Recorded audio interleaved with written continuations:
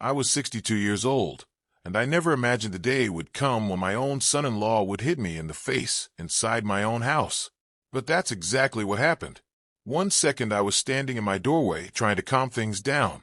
The next, I was stumbling backward with blood running from my nose, while my daughter screamed behind him. And the worst part? That punch was only the beginning. If you're listening to my story, stay with me until the end. And tell me in the comments what city you're watching from. I want to know how far this story reaches because even now, I still can't believe it happened to me. 3 hours before that punch, my daughter Leah and her husband Henry showed up at my front door looking completely destroyed. Leah's clothes were wrinkled. Her makeup was smeared like she had been crying for hours. Her hands wouldn't stop shaking. Henry kept pacing back and forth on my porch like a man losing his mind. The moment I saw them, I knew something was terribly wrong. "Dad," Leah said softly, "can we come in?" I stepped aside immediately. The second they sat down in my living room, the truth started pouring out. 2 weeks earlier, they had sold their house. Not just any house. A beautiful 4-bedroom home worth $500,000. The same house I helped them buy after they got married. The same house where I watched my granddaughter take her first steps before Leah sent her away to college. Gone. Sold. Every dollar handed over to Henry. According to Leah, he had some huge digital business opportunity. "Online marketing is the future, Dad," she said nervously. Henry found investors. They promised massive returns. Henry jumped in quickly.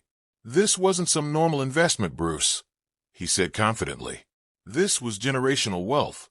5 years from now, Leah would never have to work again."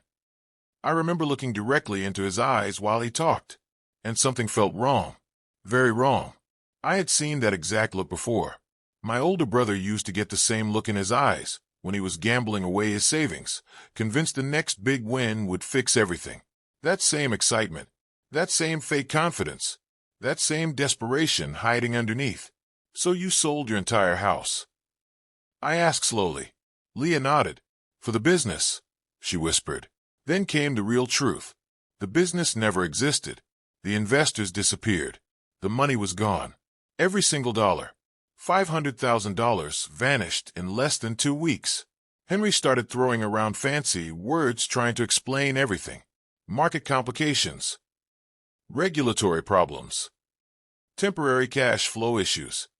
I sat there listening quietly while anger slowly built inside me. Temporary? $500,000 gone. And this man called it temporary. Then Leah finally said the real reason they came. "We just need somewhere to stay for a little while," she begged. "Maybe a few weeks. Maybe a month." I looked at my daughter carefully. Really looked at her. She looked exhausted. Too thin. Dark circles under her eyes. Her skin pale and unhealthy. This wasn't stress from losing money. This looked deeper. Like she'd been living in fear for months. "Leah," I said carefully, "I love you more than anything in this world, but I can't support this." The second those words left my mouth, Henry changed completely. The smile disappeared from his face. His eyes turned cold. "Support what exactly?" he asked sharply. I ignored him and kept looking at Leah. "I'm talking to my daughter." Henry stood up immediately. "You think you're better than us?" he snapped. I smelled alcohol on his breath instantly. It wasn't even noon yet. "Henry, please stop," Leah whispered. But he kept going. "You sit here in your paid-off house judging people who actually take risks." "I helped you before," I replied calmly. "I helped with your wedding. I helped with your mortgage. I helped with your car payments 3 years ago." Henry laughed bitterly. "Help? You think throwing crumbs around makes you some hero?" "Henry," Leah begged again. Then he stepped closer to me. "You know what your problem is, Bruce," he hissed. "You're small. Small mind. Small dreams. Small life." That's when I finally said it. No. Just one word. But it changed everything. "No, you cannot stay here." Silence filled the room. Henry stared at me like he wanted to kill me. "What did you say?" "You heard me," I replied firmly. "I won't sit here and watch you destroy my daughter any more than you already have." The punch came instantly. Fast. Hard. I never even saw it coming. Pain exploded across my face. I stumbled backward into the hallway wall, while warm blood poured from my nose. Leah screamed. Henry stood there breathing heavily, with his fist clenched tight. "You deserve that," he shouted. "Your own daughter is homeless, and you slammed the door in her face." I touched my nose carefully. Blood covered my hand. But honestly, the pain in my face wasn't the worst part. The worst part was realizing this man had been sitting at my dinner table for 5 years, pretending to be family, and now he had just assaulted me in my own home. "Get out," I said quietly. "Dad, please. Both of you. Out. Now." Leah cried the entire way to the door. Henry kept muttering insults under his breath, but I barely heard him, because in that exact moment, I made a decision that changed everything. The second the door closed behind him, I grabbed my phone and called my lawyer, Robert Henley, the same attorney who had handled my divorce, my retirement planning, and every legal issue in my life for nearly 15 years. The phone rang twice. "Bruce," Robert said immediately. "What's wrong?" I told him everything. The lost money, the fake business, the punch, the threats. When I finished speaking, there was a long silence on the line.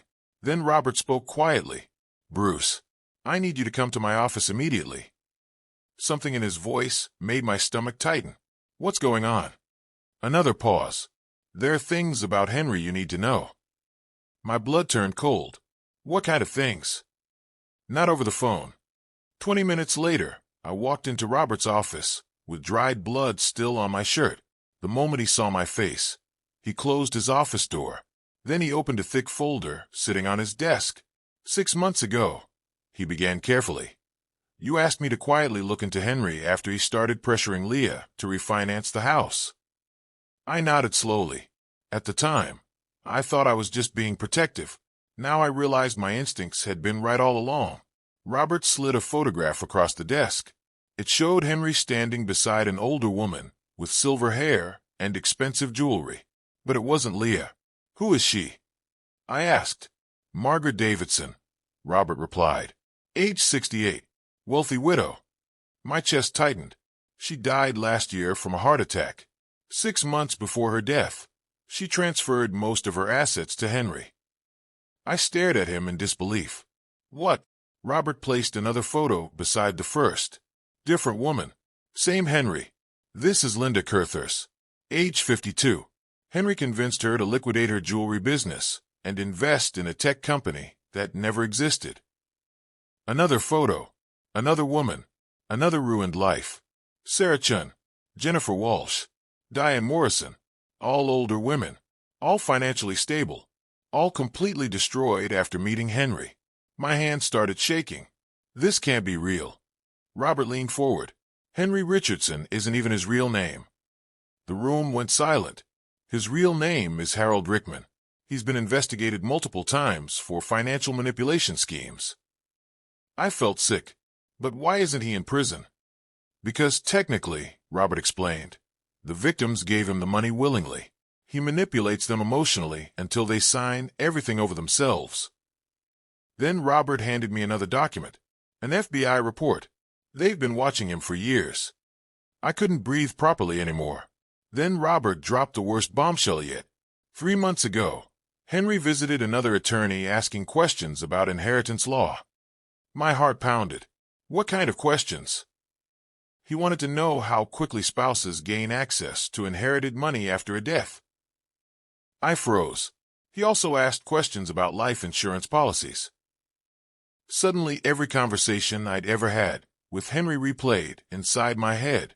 Him asking about my blood pressure medication. Him joking that older men like me should enjoy life, because you never know what could happen. Him asking whether my will had been updated recently. I felt physically ill. "You think he's targeting me?" Robert looked directly into my eyes. "I think you were always the final target." The words hit harder than the punch. Leah was my only child. If I died, she inherited everything. And if something happened to Leah after that, Henry would get it all. I sat there speechless, while Robert continued. "The business never existed, Bruce. The $500,000 was transferred overseas almost immediately." "So the money's gone forever?" "Most likely." I thought about Leah crying in my doorway. Had she known? Or had she become another victim herself? Then Robert said something that truly terrified me. The punch today wasn't about anger. What do you mean? It was panic, he replied. Henry's plan is collapsing. He handed me another legal document, a restraining order. We file this immediately. I stared at the papers. Signing them meant war, but not signing them might cost me my life. By 3 o'clock that afternoon, the restraining order had already been filed, but Robert still wasn't finished. He introduced me to a private investigator named Marcus Webb, former FBI, sharp eyes, calm voice, the kind of man who notices details nobody else sees. He placed several papers across the conference table. "Mr. Holloway," he said carefully, "your son-in-law has been preparing this for months." The first document nearly stopped my heart. It was a loan application for $75,000, using my house as collateral. And at the bottom, my signature, except I had never signed it. "It's forged," I whispered. Marcus nodded. "We know." Then he showed me something even worse, a fake power of attorney document, another forged signature. It gave Leah legal authority over my finances if I became mentally incompetent. I could barely speak. "What the hell is this?" Marcus placed another paper in front of me, a fake medical report claiming I had early-stage dementia. My entire body went cold. Henry wasn't just stealing from me. He was building a legal path to take control of everything I owned. And somehow, Leah's name was attached to all of it. The bank approved the loan, Marcus explained. The $75,000 was already transferred out of the country. My head spun. First the $500,000, then another $75,000 stolen from me directly. But Marcus still wasn't done. We also discovered Henry attempted to purchase a life insurance policy on you. I looked up slowly. What? The application listed Leah as primary beneficiary, Henry as secondary. The room became completely silent. Robert finally spoke softly. "Bruce, based on the pattern we've uncovered, we believe Henry may have been planning something far worse than financial fraud." I understood immediately. He thought Henry might kill me. And suddenly, memories flooded back into my mind. Meals Henry insisted on bringing over. Drinks he encouraged me to have. Moments when I strangely felt dizzy afterward. Marcus leaned forward seriously. One of Henry's previous victims may have been drugged before her death. I stared at him in horror. "You think he's poisoning people?" "We can't prove it," Marcus replied carefully. "But the similarities are disturbing." I sat there frozen. Everything I thought I knew about my family was collapsing in front of me. My daughter was married to a predator, a manipulator, possibly worse. And now he was desperate. Desperate men become dangerous. Robert slid another document toward me. "We need to change your will immediately." I signed the papers with shaking hands. Every signature felt like another goodbye to the life I used to have. Then Marcus asked me one final question. "Mr. Holloway, has anyone besides Henry had access to your house recently?" I frowned. "What do you mean?" "Anyone who could have copied keys, accessed medications, financial records, personal information?" That's when my stomach suddenly dropped. Because 2 weeks earlier, Leah had asked for a spare key. And without thinking, "You gave it to her." The room went silent again. Marcus and Robert exchanged a quick look. Then Marcus spoke slowly. "Bruce, I think you need to understand something very clearly."